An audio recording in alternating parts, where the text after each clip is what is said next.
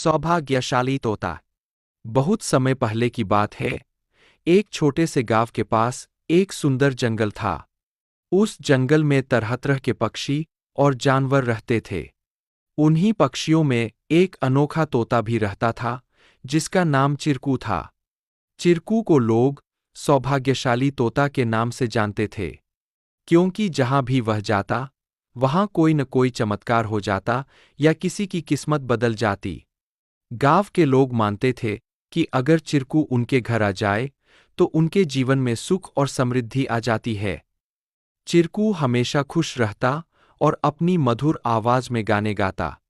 लोग उसे फल और अनाज खिलाते और उसकी भलाई की कामना करते थे। चिरकू भी गांव के लोगों से बहुत प्यार करता था और जहां भी जाता, खुशियां बांटता। एक दिन गांव में एक गरीब किसान, जिसका नाम रघु था, बहुत परेशान था। उसकी फसलें बर्बाद हो गई थीं और उसके पास खाने को भी कुछ नहीं था। वह दिन-रात मेहनत करता, लेकिन किस्मत उसका साथ नहीं दे रही थी। एक दिन रघु ने गांव के लोगों से चिरकू के बारे में सुना और सोचा कि शायद यह सौभाग्यशाली तोता उसकी भी मदद कर सकता है।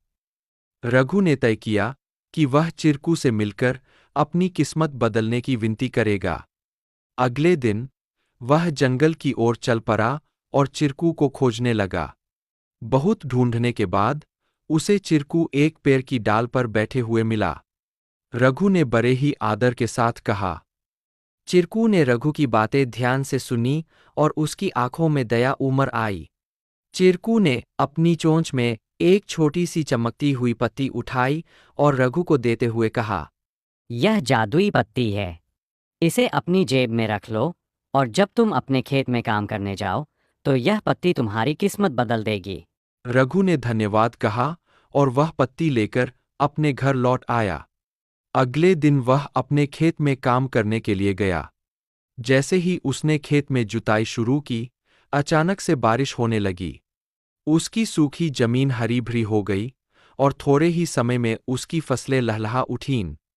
रघु की मेहनत सफल हुई और उसकी किस्मत सच में बदल गई। अब रघु के पास भरपूर अनाज था और वह फिर से खुशहाल जीवन जीने लगा। उसने गांव के लोगों को चिरकू की बुद्धिमानी और उसके द्वारा दी गई जादुई पत्ती के बारे में बताया।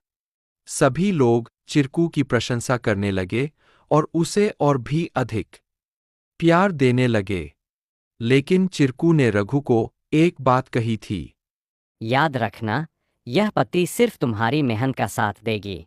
अगर तुम मेहनत करना छोड़ दोगे, तो यह भी अपना जादू खो देगी।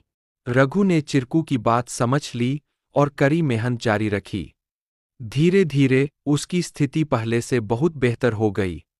वह गांव के सबसे सफल किसानों में से एक बन गया, लेकिन उसने कभी यह नहीं भूला कि उसकी सफलता में चिरकू और उसकी मेहनत का कितना बड़ा हाथ था।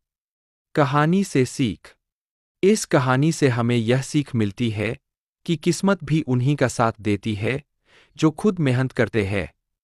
सौभाग्य और अवसर तभी काम आते हैं, जब हम अपने प्रयासों से उन्हें सही दिशा देते हैं। Please like, share and subscribe our channel to learn more.